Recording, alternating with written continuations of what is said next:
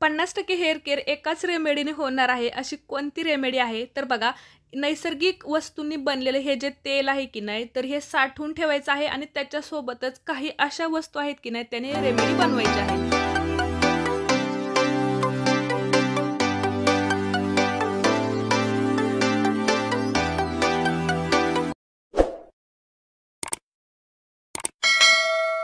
Hello friends, मी वर्षा आपलं सर्वांचं मनापासून स्वागत करते. कशा आहात सगळे? मी मस्त आणि मजेत आहे. तर बघा, माझ्या हेअर केअर रूटीनमधला महत्त्वाचा पार्ट जो आहे ना, तो म्हणजे हेअर ऑइलिंग, जे की मी नॅचरल वस्तूंनी बनवते. आणि त्याच्यासोबतच अजून महत्त्वाच्या अशा गोष्टी आहेत की ॲलोवेरासोबत अशा कोणत्या वस्तू मी लावते की जेणेकरून माझे केस टोकांपासून मुळांपर्यंत एकदम जसेच्या तसे सारखेच राहतात आणि तेवढेच सिल्की आणि शायनी पण दिसतात. तर बघा, एकदम चांगलं जर केसांना ट्रीट करायचं असेल ना, तर ऑइलिंग, हेअर मास्क, अजून इतर गोष्टी कराव्या लागतात. आणि रेग्युलर तुम्ही जर काही गोष्टी करत असाल ना, तर तुमच्या केसांमध्ये ना असा हळूहळू फरक जाणवू लागतो आणि केस एका चांगल्या दिशेने एकदम मेंटेन राहतात आणि खूप सुंदर होतात. आजच्या रेमेडीसोबत मी काही सिक्रेट गोष्टी पण सांगणार आहे, त्याच्यामुळे व्हिडिओ शेवटपर्यंत बघायचा आहे. तर पहिलीच वस्तू अशी घेतलेली आहे ना, परत भरून जास्वंदीची फुले. आता परत तुम्ही म्हणाल आम्हाला फुलं मिळत नाहीत, तर पावसाळा सुरू आहे. तुम्ही खरोखर मी तर म्हणेल, तुम्हाला केसांची काळजी घ्यायची असेल ना, तर 2-4 झाडं लावून टाका आणि त्याची काळजी घ्या आणि फुलं जशी आपल्याला भेटतील ना, असं काहीतरी मार्ग तयार करा. पावसाळ्याचे दिवस आहेत, खूप जास्त प्रमाणात फुलं भेटतात. तुम्ही इतर ठिकाणी आसपास गावात इकडं-तिकडं तुम्ही शोधलं ना, तरीसुद्धा तुम्हाला फुलं भेटून जातील. तर हे सगळे जे फ्रेश फुलं आहेत ना, याची अशी प्युरी करून घेतलेली आहे. मी गाळून वगैरे यावेळेस काही घेतलेलं नाही, पण चांगली एकदम बारीक पेस्ट केलेली आहे. त्याच्यानंतर दुसरा महत्त्वाचा घटक आहे तो म्हणजे ॲलोवेरा. टायटलवरून तुमच्या लक्षात आलेलं असेल की ॲलोवेरासोबतच अशा कोणत्या 2 वस्तू वापरणार आहोत. तर ॲलोवेरा थोडासा जास्त प्रमाणात घ्यायचा आहे. इकडे मी 3 पानं घेतलेली आहेत. चांगलं कट करून, धुवून अर्धा तास पाण्यात ठेवायचं, म्हणजे एकदम प्युअर जेल राहतं आणि जो येलो भाग थोडाफार असेल की नाही, एक लिक्विड निघतं, तर ते पूर्णपणे जाऊ द्यायचं. त्याच्यानंतर बघा, अर्धी वाटी मी इकडे मेथीदाणे रात्रभर भिजलेले घेतलेले आहेत. तर या 3 वस्तू जवळ तुमचं संपूर्ण हेअर केअर करू शकेल अशा या 3 पॉवरफुल गोष्टी आहेत आपल्या केसांसाठी.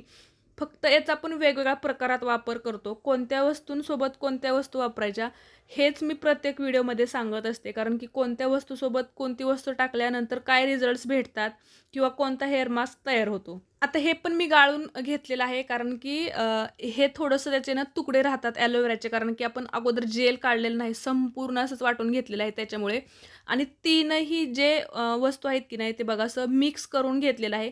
आता तुम्हाला हे काय करायचं आहे, तर पूर्णपणे मिक्स करून घ्यायचं आहे आणि 8 दिवसातून कमीत कमी एकदा तरी ना हे फक्त जेल वापरायचं आहे केसांसाठी, आठवड्यातून एकदा. त्याच्यानंतर 15 दिवसातून एकदा तुम्हाला काय करायचं आहे, तर या 3 वस्तूंमध्येच एक मेहंदीचं पॅकेट मिक्स करायचं आहे. आता तुम्ही म्हणाल की 15 दिवसाला मेहंदी कशी लावायची?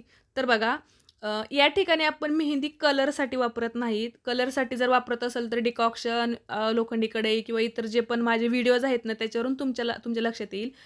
या सगळ्या गोष्टींमध्ये ही मी मेहंदी टाकलेली आहे. पाण्याचा वापर केलेला नाही. त्याच्यामुळे ही जी मेहंदी आहे ना, हा एक हेना पॅक आहे. मेहंदी हेअर मास्क आहे. याच्यामुळे तुमचे केस इन्स्टंट रिपेअर होणार आहेत. थोडासा कलर पण येतो, पण एक चमक आणि जे केस मेंटेन होतात, एक रिपेअर होतात की नाही, सिल्की आणि एक स्मूथनेस जो येतो की नाही, तर तो याच्यामुळे येणार आहे. त्याच्यामुळे 15 दिवसातून एकदा किंवा 3 आठवड्यातून एकदा हे करा. पण आठवड्याला तुम्ही अगोदर ज्या 3 वस्तू मिक्स केलेल्या होत्या की नाही, तर त्या 3 वस्तू तुम्हाला प्रत्येक वेळी वापरायच्या आहेत. एखादी वस्तू नसेल ना तरीसुद्धा चालेल. पण या 3 वस्तू आपल्या केसांसाठी ना खूप महत्त्वाच्या आहेत. मी परत तेच वाक्य सांगते की 50 ते 60% आपलं हेअर केअर या 3 वस्तूंमध्येच होतं. फक्त लावायचं आहे टेक्निकली. 1 तास मेहंदी मी भिजत ठेवली होती फक्त आणि थोडंसं खोबरेल तेल त्याच्यात ॲड केलेलं आहे. जसं आपण मेहंदी लावतो ना, हा मेहंदी मास्कच आहे, त्याच्यामुळे तसंच केसांना लावायचं आहे आणि फक्त 1 तास ठेवायचं आहे.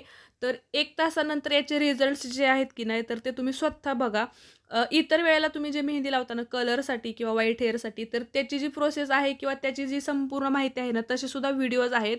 आजच्या या व्हिडिओमध्ये हा हेना मास्क आहे केस वाढण्यासाठी, केसांना एक चांगलं ट्रीट करण्यासाठी आणि केसांच्या टोकांपर्यंत एकदम केस हेल्दी होण्यासाठी. याच्यामुळे बघा, स्प्लिट एंड्स होत नाहीत, केस ड्राय होत नाहीत किंवा तुटत नाहीत, खूप स्ट्रॉंग होतात आणि हे तुम्ही नक्की करून बघा.